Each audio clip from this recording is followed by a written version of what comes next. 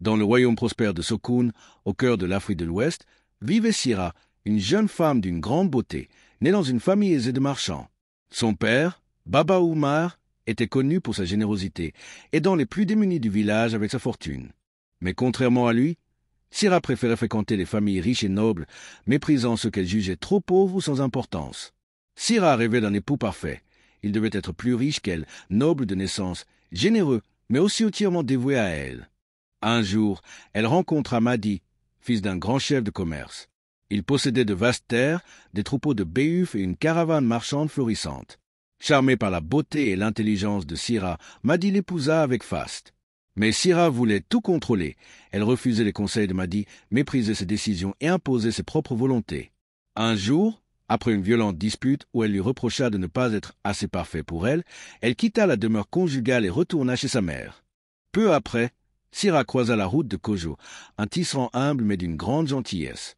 Il lui fabriquait des boubous somptueux, lui offrait de l'eau fraîche lors des journées de marché et la traitait comme une reine malgré sa pauvreté. Pensant avoir enfin trouvé un homme qui la chérirait sans condition, elle accepta de l'épouser. Mais rapidement, Sira devint impatiente. Kojo ne ramenait que peu d'argent et ne s'inquiétait pas de mener une vie luxueuse. Elle le traita de paresseux et le chassa de chez elle.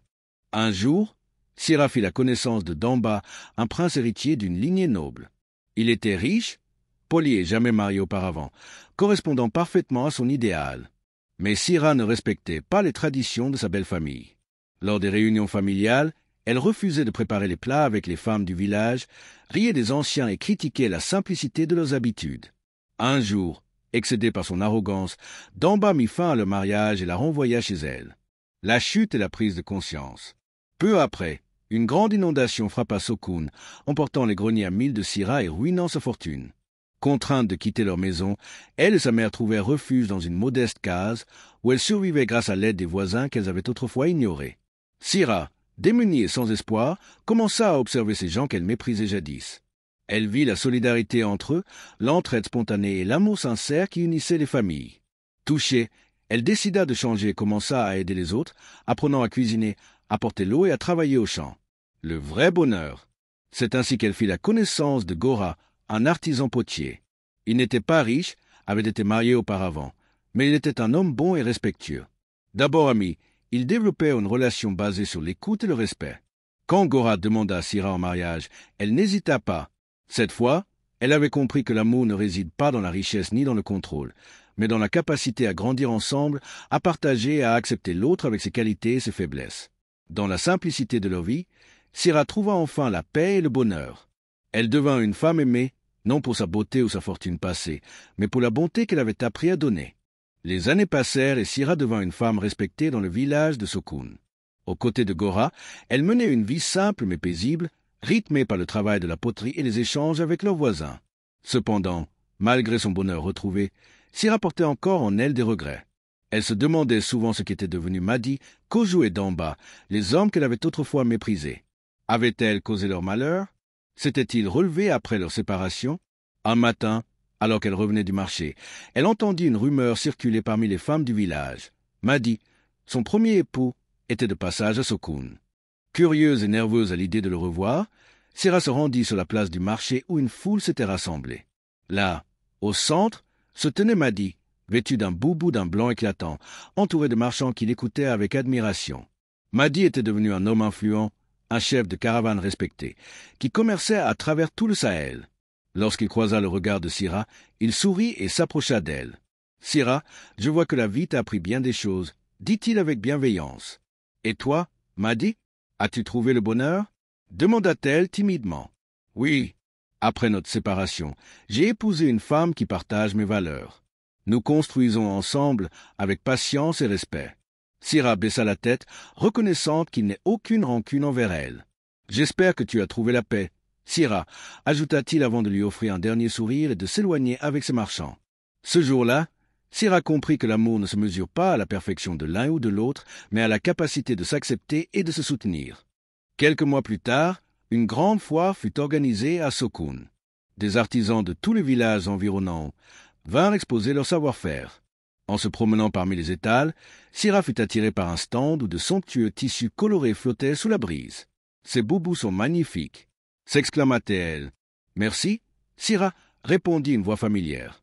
Elle leva les yeux et vit Kojo, son ancien mari, le tisserand qu'elle avait autrefois rejeté. Kojo, je suis heureuse de te voir. Kojo était souriant, vêtu d'un grand boubou indigo orné de motifs traditionnels. Son regard était paisible, empli de sagesse. Après notre séparation, j'ai compris que la richesse ne se mesure pas à l'or que l'on possède, mais à l'amour que l'on partage, dit-il. Je me suis perfectionné dans mon art, et aujourd'hui mes tissus sont appréciés bien au-delà de notre région. Syrah baissa les yeux, honteuse de l'avoir un jour traité de paresseux. Je suis fière de toi, Kojo, dit-elle sincèrement. Ils se séparèrent en paix, et pour la première fois, Syrah ressentit une immense gratitude pour la leçon que la vie lui avait donnée. Un jour, un messager arriva à Sokun, portant une nouvelle surprenante. D'en bas, le prince qu'elle avait épousé autrefois avait perdu son rang. Sa famille, lassée de son arrogance et de sa dureté envers ses proches, l'avait écarté du trône.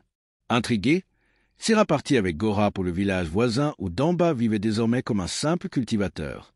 Lorsqu'ils le trouvèrent, il était assis sous un grand baobab, vêtu humblement, l'air perdu dans ses pensées. Damba l'appela Syrah doucement. Il leva la tête et, surpris, reconnut son ancienne épouse. « Je vois que tu as changé. Syrah, murmura-t-il. Et toi ? J'ai perdu tout ce que je croyais acquis, mais j'ai gagné quelque chose de plus précieux, la conscience que l'orgueil est un poison, répondit-il. Syrah sourit tristement. Elle aurait pu être comme lui, perdue dans son arrogance, si elle n'avait pas appris à voir au-delà des apparences.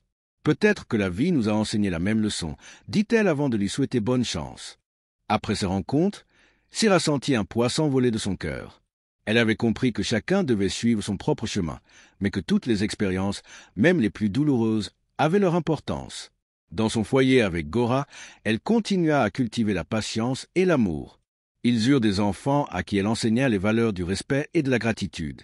Un jour, alors qu'elle observait ses enfants rire et courir dans la cour, Syrah se tourna vers Gora et lui dit « J'ai passé ma vie à chercher un bonheur parfait. Mais aujourd'hui, je comprends qu'il est fait des petites choses, des efforts partagés, de la patience et de l'amour sincère. » Et pour la première fois, elle se sentit pleinement en paix. Morale de l'histoire.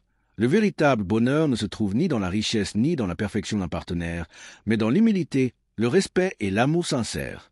Apprécier ce que l'on a et apprendre à grandir avec les autres est plus précieux que de chercher un idéal inatteignable. L'amour véritable repose sur le partage, la compréhension et la patience, et non sur le désir de tout contrôler. Chaque épreuve est une leçon de vie.